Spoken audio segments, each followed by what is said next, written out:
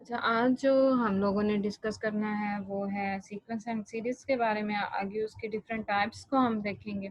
तो सबसे पहले हम देखते हैं कि सीक्वेंस क्या होता है हमारे पास, कि किसी भी रूल के अकॉर्डिंग जो है वो किया गया नंबर का जो अरेंजमेंट होगा ना, वो भी हमारे पास क्या होगा, वो सीक्वेंस होगा। किसी भी रूल के अकॉर्डिंग किया गया जो अरेंजमेंट होगा उसको हम क्या कहेंगे, सीक्वेंस कहेंगे। ये जिस तरह उसने डेफिनेशन भी लिखी हुई है। एक एक डेफिनेशन आती है हमारे पास, a sequence is a function whose domain is a subset of the set of natural number. जिस तरह हमने फंक्शंस के बारे में बात की थी, तो एक सीक्वेंस होता है हमारे पास कि जिसके जो हमारे पास सबसेट है डोमेन का, ठीक है, whose domain is a subset of a natural number. Natural number का जो होगा वो सबसेट होगा डोमेन में, तो वो भी हमारे पास सीक्वेंस होगा। अब रियल सीक्वेंस क्या होता है, if all members of a sequence are real members then it is called sequence. जिसके तमाम ऐसा सीक्वेंस जिसके तमाम मेंबर्स जो होंगे वो आपके पास रियल नंबर्स होंगे, वो आपके पास क्या होगा, रियल सीक्वेंस होगा। अब बेसिकली सीक्वेंस हमारे पास क्या होगा, किसी भी रूल के अकॉर्डिंग जो हमारे पास किया गया अरेंजमेंट होगा वो हमारे पास सीक्वेंस होगा। अब इसमें हम बात करते हैं फाइनाइट एंड इनफाइनाइट सीक्वेंस की। जो भी सीक्वेंस हमारे पास फिक्स नंबर का होगा वो हमारे पास फाइनाइट सीक्वेंस होगा। लाइक ये 1 3 5 7 21, ये हमारे पास फाइनाइट सीक्वेंस होगा। और जिस सीक्वेंस की वैल्यू हमारे पास फिक्स नहीं होगी वो हमारे पास क्या होगा, इनफाइनाइट सीक्वेंस, यानी कि वो चलता जाएगा 1 2 4 8 अप टू सो ऑन। ये हमारे पास क्या होगा, इनफाइनाइट सीक्वेंस। आगे हमारे पास हम बात करते हैं सीरीज की। ये है सीरीज की। सीरीज हमारे पास क्या होता है, वो क्या कहता है, late A1 A2 A3 be a sequence के एक सीक्वेंस हमारे पास गिवन है। जब उसको हम ऐड कर लेंगे, सम कर लेंगे, तो उसको हम किसका नाम दे देंगे, सीरीज का। कि सीक्वेंस को जब हम ऐड कर देंगे तो वो हमारे पास क्या आ जाएगा, सीरीज आ जाएगी। उसके बाद हम बात करते हैं अर्थमेटिक प्रोग्रेशन की। इसको हम एपी भी कहते हैं। इसकी डेफिनेशन क्या है, a sequence A and is called arithmetic sequence और अर्थमेटिक प्रोग्रेशन। दोनों इसको हम कह सकते हैं, या हम इसको अर्थमेटिक प्रोग्रेशन कह सकते हैं, या इसको हम अर्थमेटिक सीक्वेंस कह सकते हैं, if the difference of to consecutive terms is the same. अच्छा, अब अर्थमेटिक प्रोग्रेशन हमारे पास क्या होता है, एक ऐसा सक्सेशन ऑफ नंबर होता है जिसमें किसी भी नंबर और इसके पिछले नंबर को सब्ट्रैक्ट करने से हमारे पास जो वैल्यू है वो कांस्टेंट आती है, तो उसको हम क्या कहते हैं, अर्थमेटिक प्रोग्रेशन। मैं रिपीट कर रही हूँ कि हमारे पास एक सक्सेशन ऑफ नंबर है जिसमें किसी भी नंबर और इसके पिछले नंबर को सब्ट्रैक्ट करने से हमारे पास कांस्टेंट वैल्यू आती है, उसका हम क्या कहते हैं, अर्थमेटिक प्रोग्रेशन। मजीद ये कि जो हमारे पास कांस्टेंट वैल्यू आती है उसको हम क्या कहते हैं, कॉमन डिफरेंस कहते हैं। यानी कि अर्थमेटिक प्रोग्रेशन की जो हमारे पास वैल्यू आएगी, जो कांस्टेंट वैल्यू आएगी, उसको हम क्या कहेंगे, कॉमन डिफरेंस कहेंगे। फॉर एग्जांपल, अगर अर्थमेटिक ऑपरेशन है, इसकी प्रोग्रेशन है, इसकी एग्जांपल अगर ये हो 1 3 5 7। अच्छा, अर्थमेटिक प्रोग्रेशन मैंने क्या बात की कि किसी भी नंबर और उसके पिछले नंबर को सब्ट्रैक्ट करने से जो चीज हमें हासिल होगी वो उसको हम क्या कहेंगे, वो हमारे पास अर्थमेटिक प्रोग्रेशन होगी। लाइक अगर 3 को हम -1 करें, अगला नंबर और पिछले नंबर से हमने माइनस किया तो हमें क्या मिला, 2 मिला। इसी तरह 5 -3 करेंगे तो हमें क्या मिलेगा, 2 मिलेगा। यानी कि जो हमारे पास डिफरेंस है वो सेम चलता आ रहा है, और इसी डिफरेंस को हम क्या कहेंगे, इसी डिफरेंस, ये जो डिफरेंस आएगा हमारे पास, इसी को हम क्या कहेंगे कि ये हमारे पास क्या होगा, कॉमन डिफरेंस। क्लियर है? यस मैम जी। उसके बाद अब हम इसके कुछ फार्मूलाज हैं वो देखते हैं, nth टर्म ऑफ एपी। अब जब हमारे पास अर्थमेटिक प्रोग्रेशन nth टर्म के लिहाज से होगा तब वो हमारे पास क्या होगा, तो इसको बेसिकली हम डिनोट करते हैं टी एन के साथ।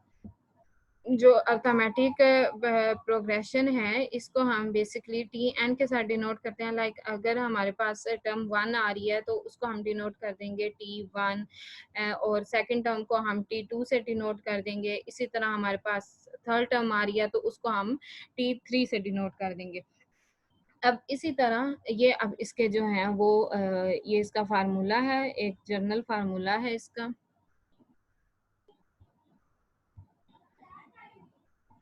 ए N is equal to A one plus N minus one and D. अब डी इसमें क्या आ रहा है, डी हमारे पास आ रहा है कॉमन डिफरेंस, यानी कि अगली टर्म में से पिछली टर्म को हमने क्या कर देना है, माइनस कर देना है। Where A one first term and D is common difference, वो जो बात करें। अब ए वन क्या है, वो हमारे पास फर्स्ट टर्म आ रही है, और उसके बाद डी जो है वो हमारे पास क्या आ रहा है, कॉमन डिफरेंस आ रहा है, और एन जो है वो हमारे पास nth टर्म आ रही है।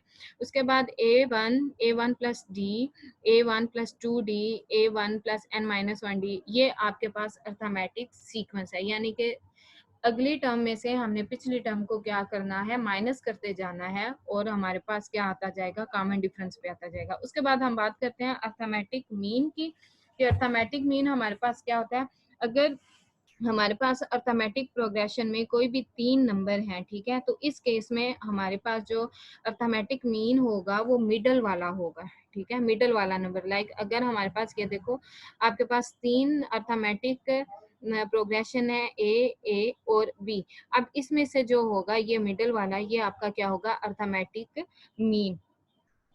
उसके बाद एक इसका फार्मूला ये होगा, वो क्या कहता है, middle term of three consecutive terms in AP is the AM between the extreme terms. In general, AN is a AM between AN minus 1 and AN plus 1. अब ये वाली जो है ये आ जाएगी AN, ये वाली हमारे पास, इसका हमने क्या लेना है, अर्थमेटिक मीन लेना है, तो AN minus one plus AN plus one, और उसको हम डिवाइड कर देंगे 2 के साथ, तो वो हमारे पास क्या आ जाएगा, अर्थमेटिक मीन आ जाएगा। क्लियर है? Yes ma'am. सेम मैम इसी जिन्होंने पीपीटी नहीं दी उनके मार्क्स लगेंगे? लेक्चर पहले हम ले लें, ठीक है। अच्छा, अब मैम रजा को बड़ी फिक्र हो रही है। सीक्वेंस की हमने बात की, ठीक है, और सीरीज का मैंने आपको क्या बताया कि सीक्वेंस हमारे पास गिवन होगा, उसी सीक्वेंस को जब हम ऐड कर देंगे तो वो हमारे पास क्या हो जाएगी, सीरीज हो जाएगी। जिस तरह हमने फाइनाइट सीक्वेंस पढ़ा है और इनफाइनाइट सीक्वेंस पढ़ा है, इसी तरह हमारे पास होता है फाइनाइट सीरीज और इनफाइनाइट सीरीज, यानी कि जिनके टर्म जो है वो फिक्स होंगी वो हमारे पास फाइनाइट सीरीज होगी, और जिनकी टर्म हमारे पास फिक्स नहीं होंगी वो हमारे पास क्या हो जाएगी, इनफाइनाइट सीरीज हो जाएगी। उसके बाद हम बात करते हैं जियोमेट्रिक प्रोग्रेशन की। इसमें वो क्या कहता है, जियोमेट्रिक प्रोग्रेशन भी सेम हमारे पास अर्थमेटिक प्रोग्रेशन जैसा ही है, लेकिन इसमें है क्या कि एक ऐसा सक्सेशन ऑफ नंबर जिसमें किसी भी नंबर और इसके पिछले नंबर का जो हमारे पास रेशियो होगा, ठीक है, वो रेशियो हमारे पास क्या होगी, वो कांस्टेंट वैल्यू होगी, तो उसको हम क्या कहेंगे, जियोमेट्रिक प्रोग्रेशन। लाइक जिस तरह हमने अर्थमेटिक प्रोग्रेशन में हमने क्या किया था, हम लोग सब्ट्रैक्ट कर रहे थे, और इसमें हमने क्या करना है, वो क्या कहते हैं, जो आपकी रेशियो होगी वो क्या होगी, कांस्टेंट वैल्यू होगी। लाइक हम इसमें डिवाइड कर रहे हैं, ठीक है, समझ आ गई कि अर्थमेटिक प्रोग्रेशन और जियोमेट्रिक प्रोग्रेशन में मेन डिफरेंस क्या है। इसमें हमने टर्म्स को सब्ट्रैक्ट करते जाना है, और इसमें हमारे पास जो टर्म्स होंगी वो उसकी हमने क्या लेनी है, रेशियो लेनी है।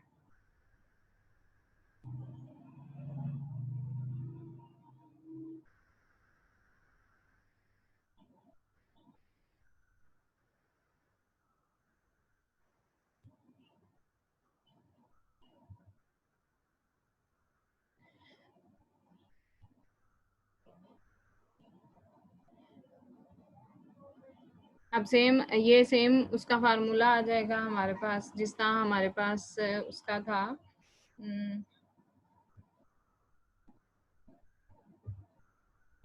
अर्थमेटिक प्रोग्रेशन का, सेम इसी तरह ये हमारे पास इसका आ जाएगा जियोमेट्रिक प्रोग्रेशन का। अब इसकी जो कॉमन रेशियो वही आ जाएगी, इसको हम किससे डिनोट करते हैं, इसको हम ए से जो है वो डिनोट करेंगे। लाइक जिस तरह अर्थमेटिक प्रोग्रेशन को हमने टी से किया था, टी एन, यानी कि nth टर्म हमारे पास आ रही थी, और इसमें हमारे पास n टर्म ही आएगी, और ये लाइक फर्स्ट टर्म के लिए हम लोग A1 यूज करेंगे, सेकंड के लिए A2, और थर्ड के लिए हम A3 यूज करेंगे।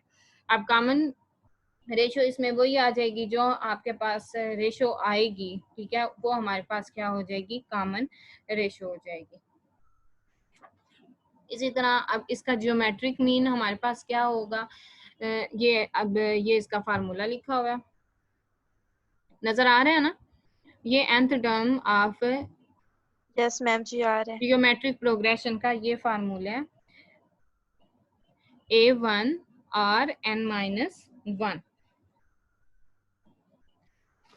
अब A1 हमारे पास क्या है, फर्स्ट टर्म आ जाएगी और R इसमें हमारे पास क्या आ जाएगा, कॉमन रेशियो आ जाएगा। अब सेम इसी तरह हमारे पास जैसा हमने अर्थमेटिक प्रोग्रेशन पढ़ा है, इस अर्थमेटिक मीन पढ़ा है, तो अब ये आ जाएगा हमारे पास जियोमेट्रिक मीन। अब उसका फार्मूला हमारे पास ये है, सेम हमारे पास 3 टर्म होंगी जिस तरह हमने उसमें ली थी, अर्थमेटिक मीन में ली थी 3 टर्म्स। अब इसमें आ जाएंगी हमारे पास ए, जी और बी, क्योंकि हम जियोमेट्रिक प्रोग्रेशन कर रहे हैं इस वजह से हमारे पास जी आ जाएगा। वही 3 टर्म जब आ जाएंगे हमारे पास, तो उसमें हम क्या करेंगे, हमारे पास plus minus square root A B. तो ये जियोमेट्रिक मीन निकालने का जो है वो हमारे पास फार्मूला है। उसके बाद वो बात करता है कन्वर्जेंट सीरीज और डाइवर्जेंट सीरीज। वो क्या कहता है, an infinite series is said to be convergent if it has finite definite sum, यानी कि जो आपके पास डेफिनेट सम होगा वो आपके पास क्या होगा, फाइनाइट आएगा, तो वो सीरीज जो होगी वो कन्वर्ज करेगी।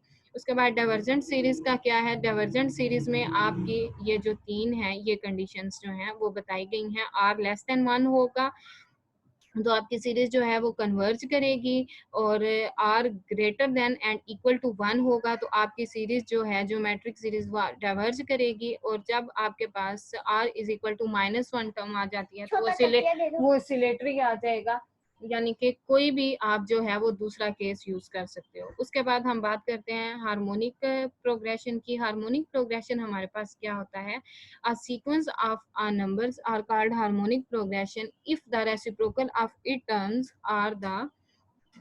are in एपी यानी कि अर्थमेटिक प्रोग्रेशन।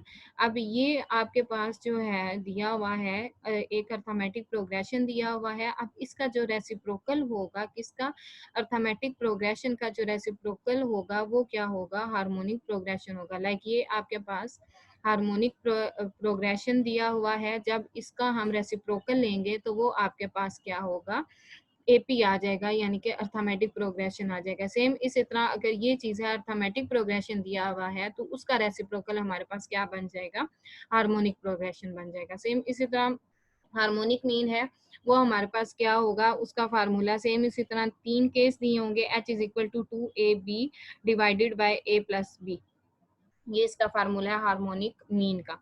अब रिलेशनशिप की बात करते हैं, relation between arithmetic, geometric and harmonic means. अब इन तीनों का जो रिलेशन है वो आ जाएगा। अब ये जो फार्मूले हमने तीनों के पढ़े हैं, अर्थमेटिक के, जियोमेट्रिक के और हार्मोनिक सीक्वेंस के, वो ये आ जाएंगे मीन के जो अभी हमने पढ़े हैं। अब कंसीडर वो क्या कह रहे हैं कि जब इनको हम मल्टीप्लाई कर देते हैं, ए क्रॉस एच जब हम करते हैं, यानी कि अर्थमेटिक क्रॉस जो हम करते हैं हार्मोनिक, तो उनकी वैल्यूज को जो है वो आपस में हम मल्टीप्लाई करेंगे तो हमारे पास जी स्क्वायर आ जाएगा। जी स्क्वायर मीन यानी कि हमारे पास जियोमेट्रिक आ जाएगा। यानी कि हम क्या कह सकते हैं कि जब हम अर्थमेटिक मीन को और हम हार्मोनिक मीन को जब हम आपस में मल्टीप्लाई करते हैं तो हमारे पास क्या आता है, हमारे पास जियोमेट्रिक मीन आता है।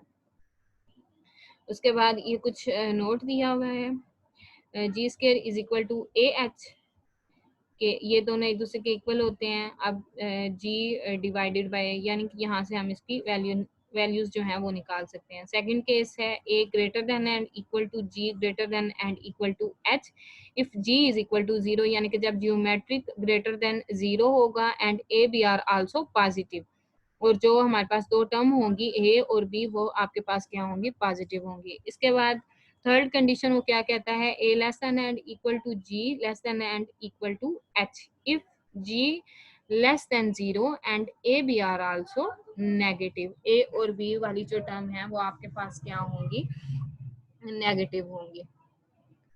क्लियर है?